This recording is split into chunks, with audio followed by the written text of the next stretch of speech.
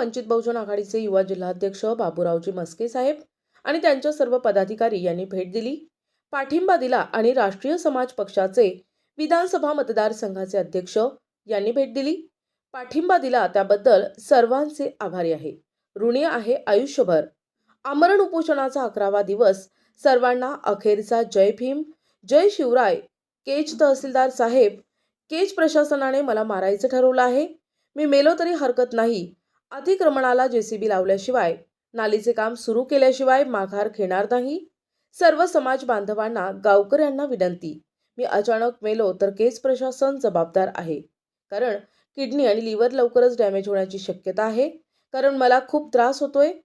मला कधी अटॅक येईल हे सांगता येत नाही। आमरण उपोषणाला आरोग्य विभागाची भेट।